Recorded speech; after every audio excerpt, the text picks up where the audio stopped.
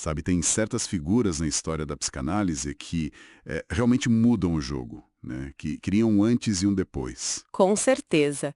Figuras que não só adicionam um tijolo, mas que redesenham a planta do edifício inteiro. Exato. E Otto Kernberg, para mim, é uma delas.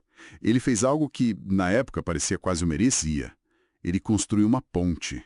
Uma ponte sólida, né? Muito sólida, entre a teoria das relações de objeto, que era assim muito forte na escola britânica, com Klein, Winnicott, E a psicologia do ego, que era, digamos, a dona do pedaço no cenário psicanalítico americano. e ele não foi só um tradutor ou um importador de ideias. De jeito nenhum. A palavra que você usou, arquiteto, é perfeita.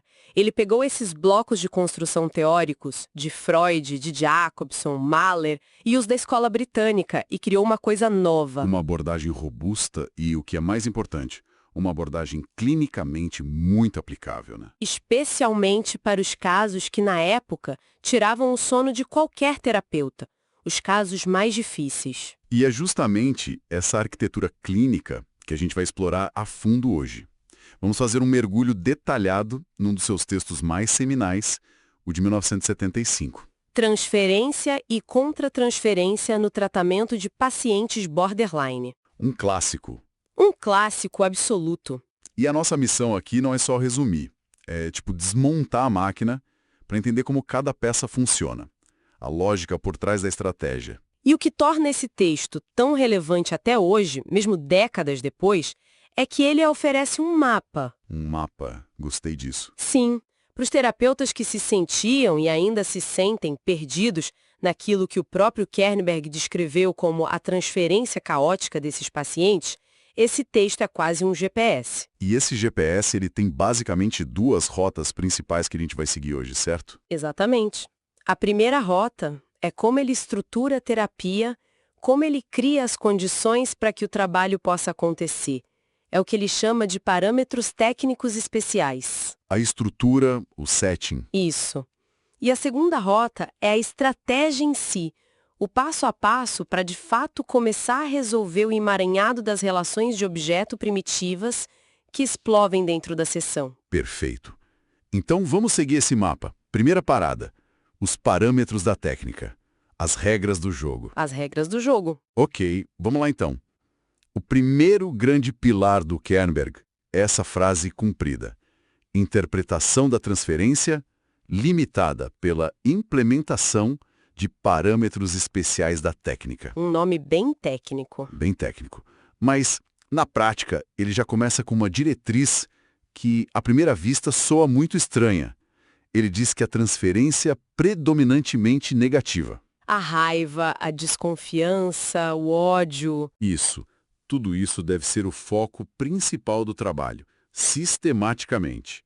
Mas, e aqui está o pulo do gato, apenas no aqui e agora. Por que isso?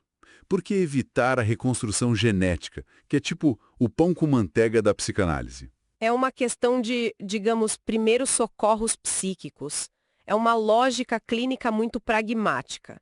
Kernberg entendeu que, para esses pacientes, o passado não está no passado. Ele está no presente. Ele está invadindo o presente de uma forma tão total, tão brutal, que não existe diferenciação. O paciente não consegue distinguir o analista, ali na frente dele, de uma figura parental aterrorizante da infância. Ele não está lembrando, ele está revivendo. Exatamente. Não é uma memória, é uma reencenação.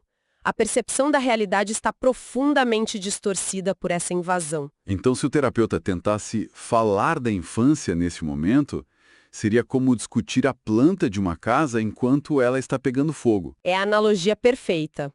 Primeiro, você precisa apagar o incêndio que está acontecendo na sala, na relação imediata com o terapeuta.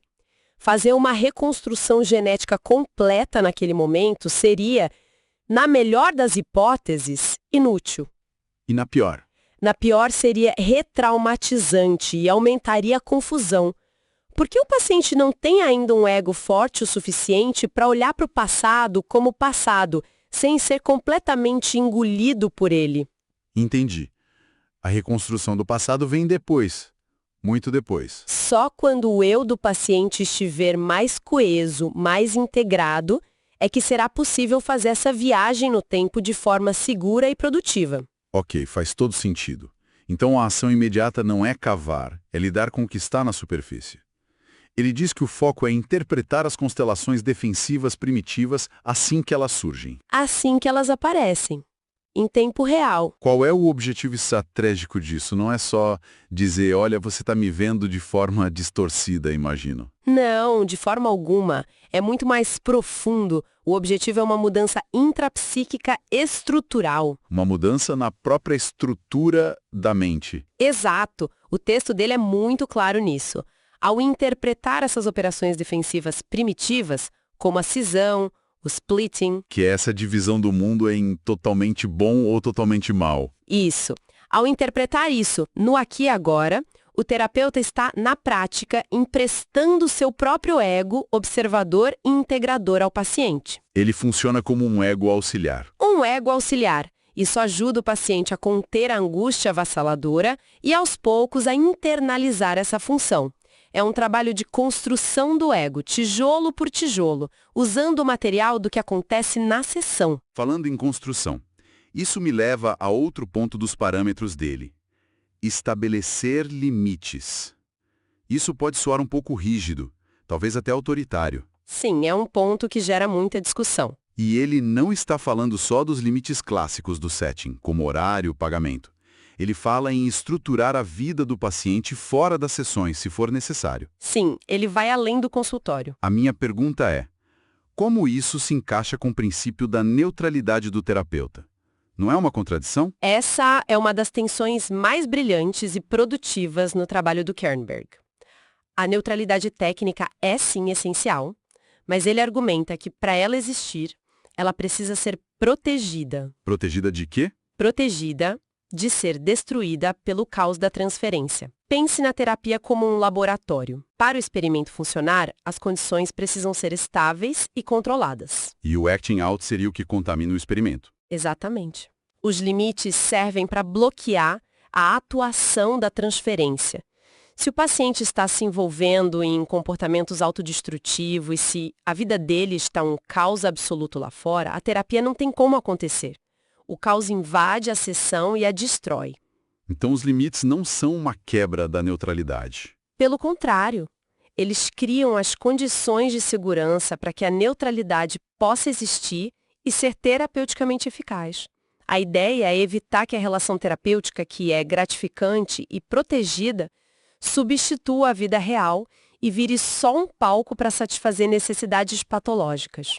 Entendi. É como criar um ringue de boxe seguro com regras bem claras para que a luta da transferência possa acontecer sem que ninguém se machuque de verdade, nem dentro, nem fora do ringue. Exatamente essa é a ideia. Agora, um ponto que me deixou realmente intrigado. A transferência positiva. A recomendação dele é surpreendente. Ele diz para não interpretar os aspectos menos primitivos, os mais modulados. Aqueles que são mais genuínos, mais realistas. Isso. Por quê? Isso vai contra quase tudo que a gente aprende. Por que não reforçar o único ponto de apoio que parece existir nesse caos todo? A palavra-chave na frase dele é menos primitivos. Ele é extremamente sutil aqui. Essa transferência positiva, mais madura, a confiança, o afeto genuíno pelo terapeuta como uma pessoa que ajuda, Sim. isso é o solo fértil onde a aliança terapêutica vai poder crescer. Interpretar isso prematuramente seria como ficar cavando a terra toda hora para ver se a semente está brotando. Você acaba matando a planta. É preciso deixar esse vínculo se fortalecer. Ok. Mas ele faz uma distinção crucial, né? Crucial. Ele diz que, no entanto, as idealizações primitivas precisam, sim, ser interpretadas sistematicamente. E qual é a diferença fundamental entre uma transferência positiva genuína e uma idealização primitiva? A idealização primitiva é o outro lado da moeda da cisão.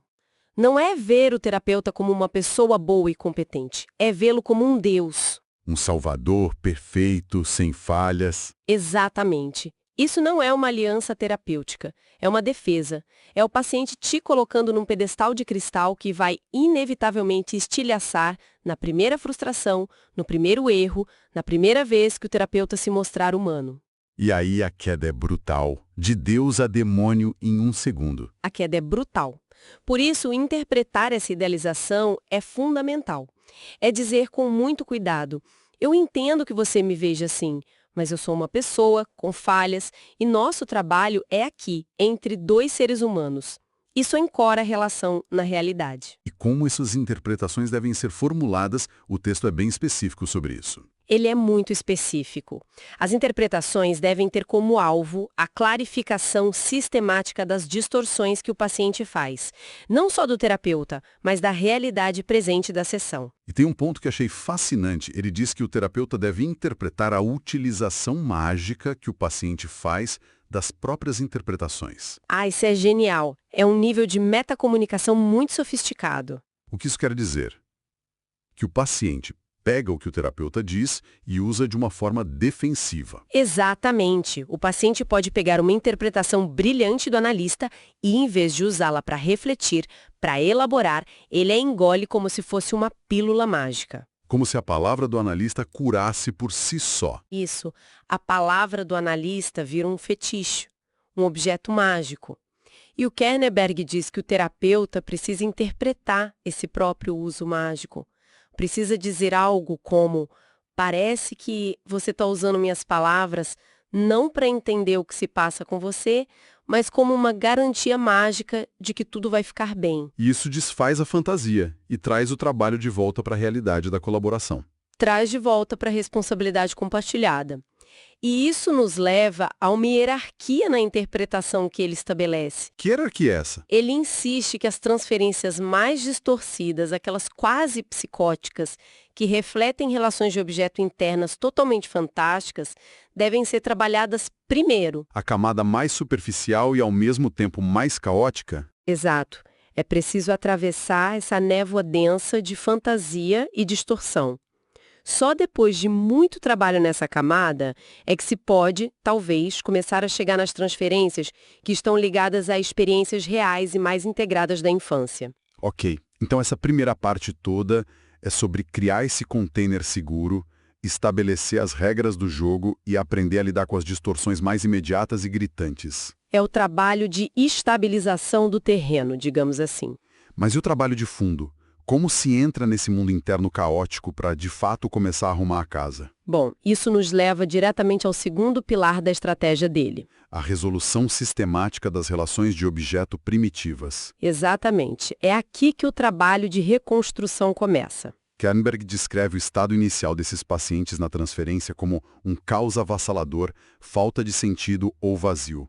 Palavras fortes. Muito fortes, mas muito precisas. É a sensação que muitos terapeutas têm no início do tratamento. Um sentimento de que nada faz sentido. E qual é a causa fundamental desse caos? O que está por baixo dessa sensação de vazio? A causa é que a transferência deles não opera da mesma forma que a de um paciente neurótico. Certo.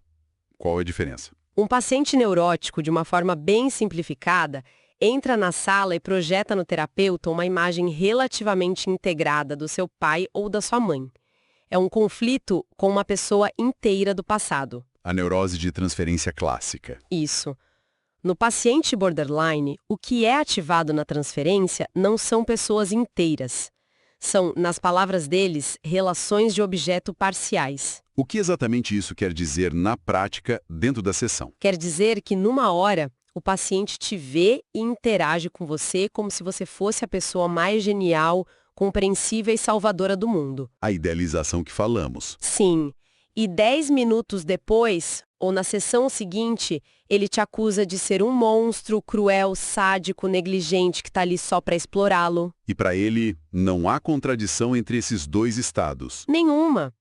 Porque na vivência interna dele naquele momento, não são duas visões da mesma pessoa. São duas pessoas completamente diferentes. O terapeuta bom e o terapeuta mau não coexistem. Eles são cindidos. São radicalmente cindidos. A transferência não ativa um eu infantil coerente, que se relaciona com um objeto parental coerente. Ela ativa um elenco inteiro de personagens fragmentados. Dê um exemplo desses personagens. Por exemplo, você tem a unidade eu, criança abandonada, se relacionando com o outro negligente e frio. E, de repente, essa unidade some e entra em cena a eu, criança especial e única, se relacionando com o outro admirador perfeito. E depois pode vir o eu vítima indefesa com o outro agressor sádico. Exatamente. E esses pares de personagens, essas duplas, trocam de lugar no palco a todo momento. Sem aviso, sem transição. É esse teatro caótico e imprevisível que gera a sensação de falta de sentido e de vazio. E qual é a raiz dessa fragmentação toda? Por que a mente não consegue juntar essas peças num quebra-cabeça mais coerente da realidade, de si mesmo e dos outros? A causa básica, e aqui está o coração da teoria do Kernberg, é a falha em integrar as autoimagens e imagens de objeto libidinalmente e agressivamente determinadas. Ok, vamos traduzir isso. Em bom português, é a incapacidade de juntar os sentimentos de amor e de ódio pela mesma pessoa. E isso inclui a si mesmo. A dificuldade de lidar com a ambivalência. É mais que dificuldade, é uma impossibilidade. O problema central para ele é uma quantidade tão avassaladora de agressão no mundo interno. De raiva, de ódio. Sim, tanta agressão que ela ameaça destruir qualquer traço de amor, de bondade, de conexão. O medo é que o ódio contamine e aniquile o amor. E para evitar essa catástrofe nuclear interna, a psique recorre a uma defesa extrema. Uma defesa radical, a mais radical de todas, a cisão, o splitting. Explica melhor como funciona essa defesa. Imagine que você tem duas fotos na sua carteira. Uma é da sua mãe como um anjo de bondade, a fonte de todo carinho e cuidado. A outra é dela como uma bruxa terrível, a fonte de toda a frustração e dor. Certo. Para o paciente borderline, é psicologicamente impossível fundir essas duas imagens numa só. Na imagem complexa e real de uma pessoa que às vezes é boa e nutridora e às vezes frustra e machuca. Porque juntar as duas seria insuportável. A ansiedade e a culpa de juntá-las seriam aniquiladoras.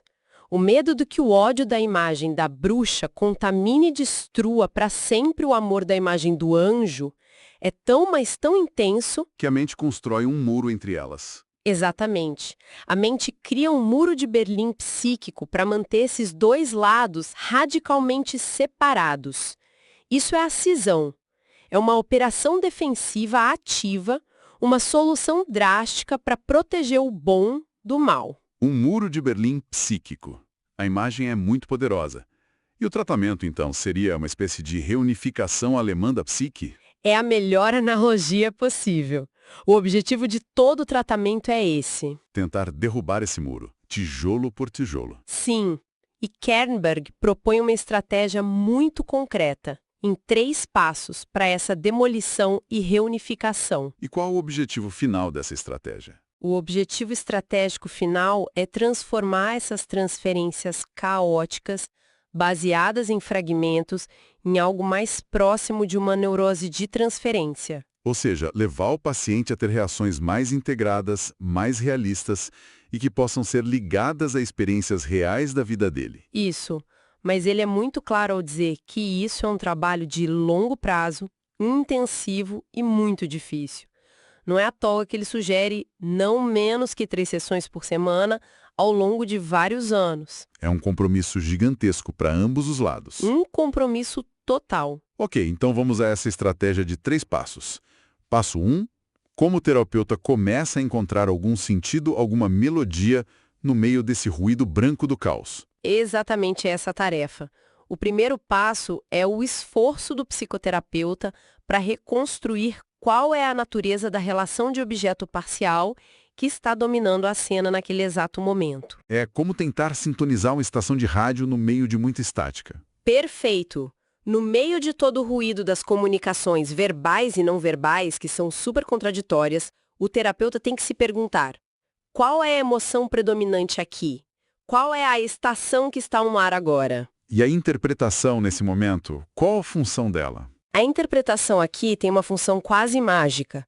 Ela transforma a falta de sentido, que é desumanizante, que esvazia a relação, em uma relação de transferência fantástica, emocionalmente significativa, embora altamente distorcida. O caos ganha um nome. O caos ganha um nome, ganha um roteiro, ganha uma forma, mesmo que seja uma forma assustadora.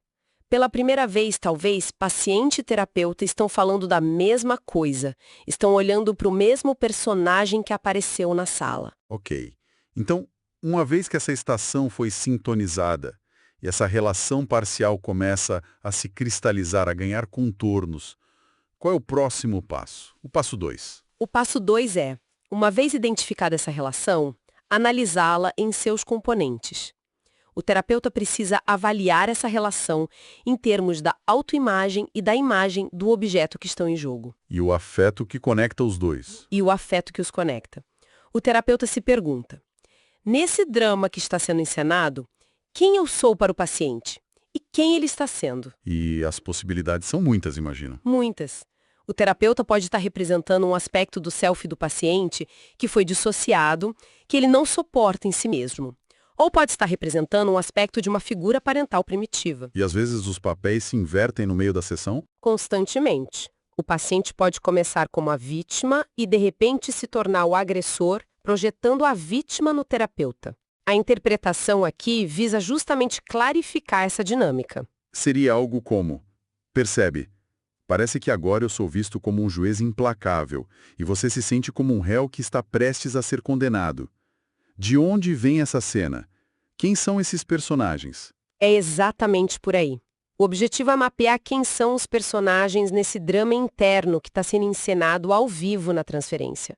É dar nome aos bois, ou melhor, aos fantasmas. E finalmente o passo 3, o passo da integração.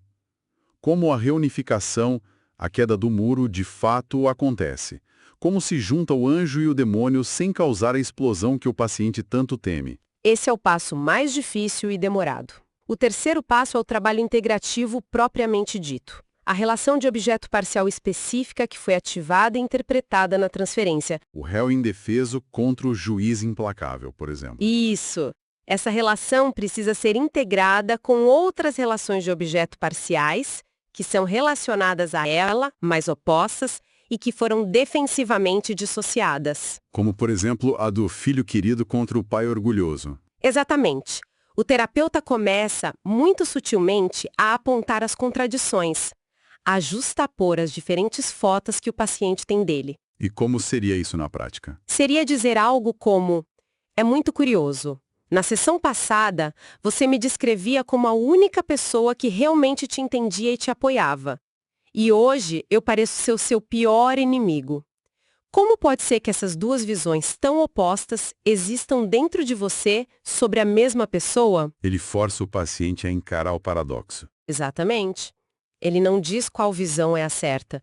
Ele apenas coloca as duas lado a lado repetidamente. Esse processo repetido centenas, talvez milhares de vezes, com diferentes pares de opostos. Aos poucos vai forçando a integração. Vai forçando a integração, o paciente começa a perceber, primeiro no terapeuta e depois em si mesmo e nos outros, que o objeto e o self podem conter tanto amor quanto ódio, tanto bem quanto mal, sem que uma parte destrua a outra. E o texto também menciona que a integração dos afetos, dos sentimentos, acontece junto com tudo isso. Sim, é um corolário. É uma consequência natural do processo. Não são processos separados. De forma alguma.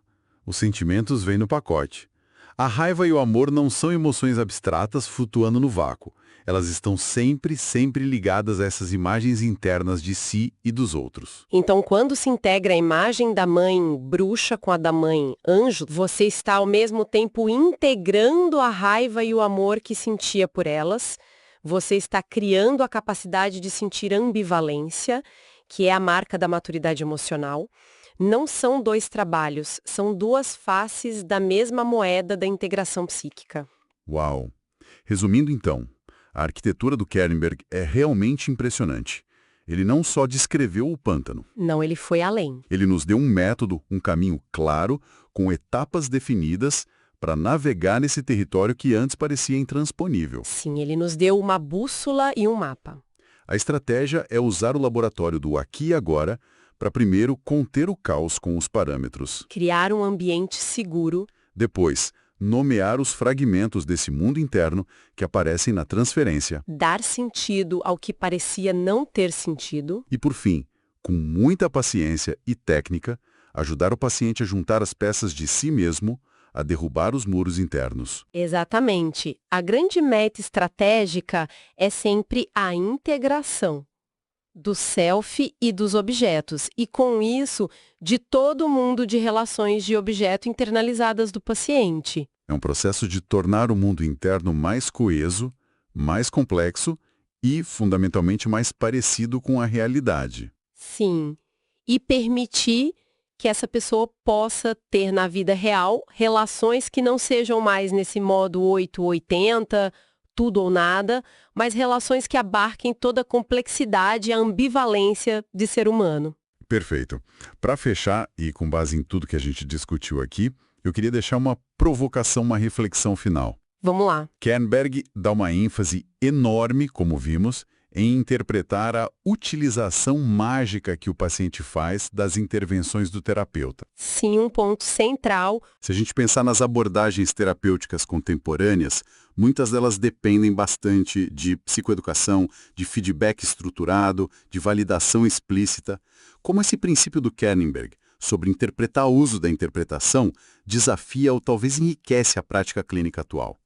É uma pergunta excelente. O que acontece quando a própria ferramenta da terapia, a palavra do terapeuta, o feedback, a validação, se torna ela mesma parte da dinâmica transferencial primitiva que estamos tentando tratar. Quando a própria cura se torna sintoma.